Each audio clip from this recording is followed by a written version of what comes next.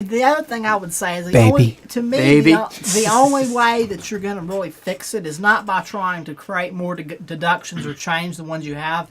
You just need to totally restart the tax code, have flat layered rates per income bracket. Okay, fine. Redoing the tax code. Yeah. Fine. You hear the Democrats and Republicans agreeing that on all the time. If Democrats and Republicans really agree on that, why can't they just fucking do it? Because one, they're being bought off by the corporations that benefit from the current tax code because it's just so utterly complicated they can get out of paying any taxes. Tax attorneys make a lot of money off the current tax code. That's the other thing too. H&R Block and all these other companies, there's people that make a living doing that. So I mean that's technically true. And the other reason is just because they can't... Expensive tax attorneys as well. Yeah, they can't agree how to redo it. I mean, the income tax was passed during World War I. Saying even though our politicians agree that the principle of a reform is sound, that our system of government is so ineffectual they can't actually do anything. I would guarantee that 535 members of Congress all ran on change last year. Or in 2012. I guarantee every single one of them. It would be Republican, Democrat. But I think another thing is like all these tax credits they're giving these corporations, all of them that have been built in and that have been going for years and probably decades and stuff. You know, they get something in return for that. That's leverage over those corporations when it comes election season, and they need that campaign cash. They could pay good men like Bridgman Bulger, get them up on their campaign, and create jobs. I was listening to what Scott Brown said in a way, but it was kind of superficial because I just want to note he is the prettiest Plutocracy Now member. Jesus Christ. I was just admiring his good looks. Ever since Brian came back from Switzerland. Yeah, this European influence is not... Yeah. I didn't used to have anything against Switzerland. Oh my God. Just this bombastic European I won't kiss him on the lips because I'm a little sick, but Don't even breathe. I'll stick my tongue in his ear real diseases. and then on the drug war comment, I think that a lot of that's starting to turn. I think if you see all the public opinion polls, over 50% of Americans now at least want to legalize marijuana for recreational use. Yeah, because I think over time... And when that happens, we'll be sitting here cheap. Over time... No, this is 16th century terrorist. This is a bad idea with legalizing weed. You got to understand, there's a lot of people who their jobs as police, as people who work at prisons, and in the DEA, the people who own their jobs. Fuck those people. Their jobs are all dependent upon marijuana being illegal. Send them to the soup line. You legalize marijuana, this is going to be terrible for the economy. I sense some racial tension. You're going to put so many people out of work. It's going to be terrible. I mean, just think about all the people that we have in jail now that they would be getting out of jail. They would be getting out of jail. All these people and they would be flooding the streets, and they'd be taking jobs, and unemployment would go up. And you're killing the jobs that people used to work in prison. This is where you're going to be terrible. I just came back from Seattle, Washington, where gay marriage is legal, marijuana is legal, and the minimum wage is $15 an hour. $15 an hour minimum wage. Understand me now. Now, why don't you go back? You walk down the street in Seattle, people are passing blunts, lighting up bowls. Fuck yeah. Let's go to Washington and say, fuck Georgia, man. What's going on, Fuck the United States of America. Get out of here. Colorado knows what's up. Yeah. California knows what's up. Washington State knows what's up. Everybody else. Legalization failed, though. Yeah. They have a medical marijuana. It's like the medical marijuana laws is basically like... No, I thought legalization succeeded in Washington. It's only medical. Yeah, I told my doctor whenever I smoke weed, I get real bored, and he wouldn't prescribe it to me, but... What? Wait. All I heard was someone mumbling like they were high. Oh, wow. But no, this comes back to the question of the economic growth. Like, is just because this creates jobs and creates, it doesn't really create anything. You can create jobs by promoting the Stasi, but that doesn't mean that you need to do it. I mean, you can have a Joey. Mic check. Stasi? Define Stasi? That would be the East German secret police that employed about 15 to 20% of their population as informants and jail guards and spies. I've always wondered, I see a lot of billboards for police officers openings, and then I look around on the streets below them, and I see a lot of police. Yeah. Is this a trend that we could see happen in America, Steen? Well, I think the Stasi would be more like the NSA rather than necessarily local police. That's a different situation. I wouldn't make that distinction. Come on, the Stasi were the people actually making the arrests in person too, right? Well, that was the overarching term, yes. But they didn't have emails. Their primary job was intelligence and surveillance. Then they would use local police. Cops do that too. And they didn't use Facebook. They didn't just log in. Facebook didn't exist. Exactly. That's what I'm saying. They were doing this. They were like sitting outside someone's house with a cup to the window or something. Yeah. Or wiretapping. Like this. And it's not like they had giant databases and. Well, they had databases. They had files on every citizen. They knew where you were. They knew what. Anybody done a FOIA request to see if they have a file? I think we should all do that next episode. Yeah, we should see what the results come up. Scott, you never done. I'm gonna have the biggest. I'm just gonna put a bet on having the biggest. Yeah, this motherfucker right here is gonna have the biggest. There's 22 of us. Right there. You know, I got stopped by the Secret Service before, so. Damn. I've been detained by them. So. What? Oh. Yeah. Why? I don't know. Maybe we should save that for next episode. Man. There's an article in the Washington. Are you comfortable sharing this one? I went to. No. Let's save that for next episode. We already know what we want to talk about. What I was trying to say about the drug war earlier is that you see that the public opinion is changing, and you have to remember when a lot of those harsher drug laws passed in the 1960s, late 1960s, early 1970s, it was in many ways a cultural backlash against the anti-Vietnam War protesters, the hippies, the free love, the music. Great. But now we're building Middle America, hard hat Middle America, lunch pail Middle America. You mean the people that think the way you sound? Yes, was angry, was very, very angry with what they saw as mainly youth being lazy, being anti-American, what they viewed to be American.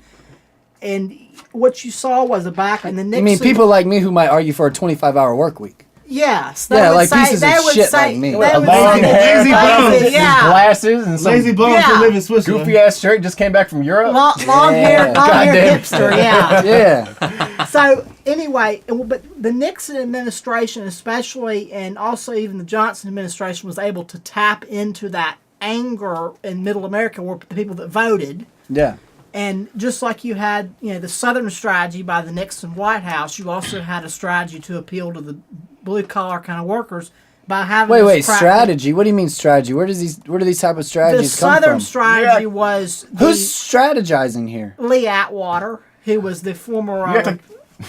Wait, why are politicians strategizing? Why don't they just? Because they want to win your vote. Yeah. I thought they wanted to serve the people. No, they want to win your vote. But you can only serve if you win. That's what Chris Christie says. All your ideas and everything doesn't matter if you doesn't have it. If you don't have any power, we can all sit around and talk like this, but we're not changing any policies, to my knowledge. Yeah, I don't think so. Hey, I don't know where you are, Steve. We are. Hey, we're going to change some policy. What policy do you want to change, Steen? What policy do you think Plutocracy Now could potentially change? I could change a lot of policies, but But what? But you don't want to? You're holding it back? Not till he gets elected.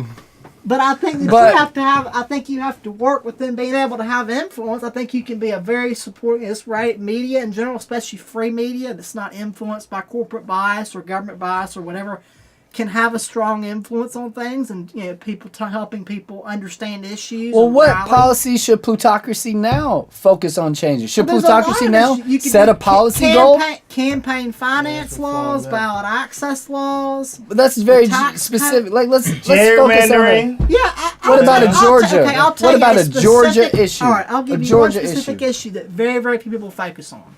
In the state of Georgia, it takes 50,000 signatures to get on the ballot as a statewide candidate for governor, president, whatever. Okay. Up north in Tennessee, it only takes 125. People. Yes. Let's change that. 125 people have to sign a petition in Tennessee, and a candidate can get on the ballot. Libertarian, independent, all right, progressive. I totally agree. You had to deal with this, didn't you? Let's do it. How can we change that then?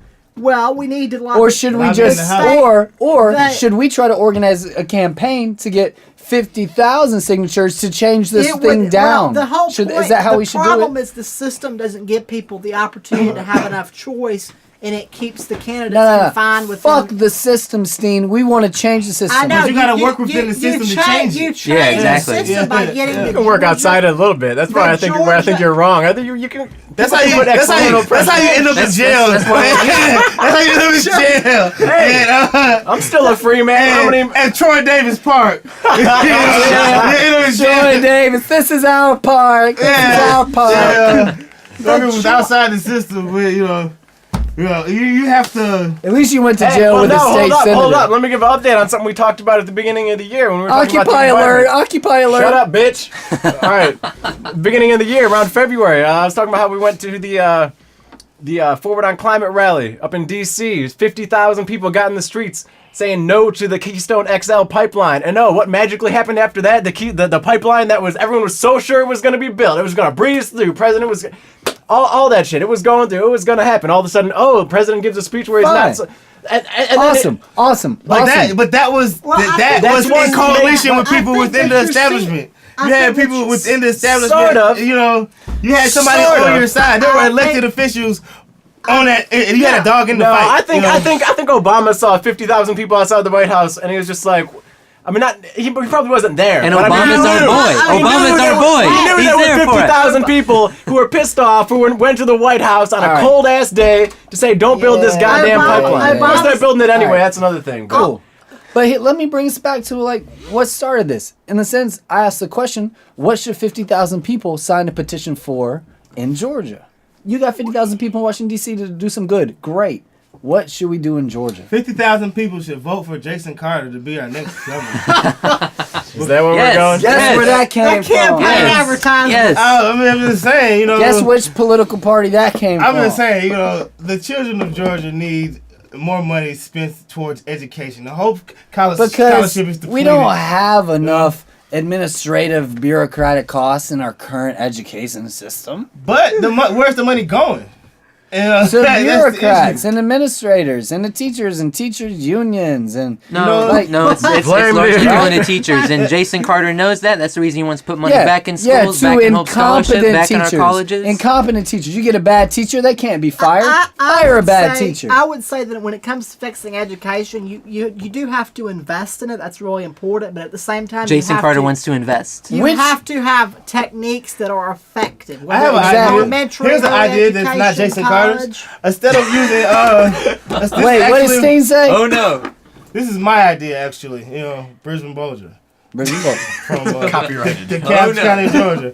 Instead of having paper books that cost $100 to $200 each, let's have one tablet that costs about $150 and download only if the publishers. No, every child gets a tablet instead of having $1,000 worth of books. Let's have one tablet and download the software. Only if the publishers still get tons of money for all the licenses of that But media. you can charge, but it'll be a more efficient cost than actually buying paperback books. Yes, you'd still have to pay for the software. We have a holy argument to be presented. For one, a child with a tablet is more interested in a tablet than they are with 5 textbooks. Because they can watch porn on it. There'll be restrictions. Isn't that why the internet was created? Well, the thing is, if you give your students tablets, first of all, they're going to be using the internet. They're going to be watching Pokemon and all the other things that they do. And the other thing you've got to keep in mind is that the largest cost that comes with textbooks is not the paper, but the idea. Yeah. These are copyrighted things because somebody worked very hard to change a few things in that textbook.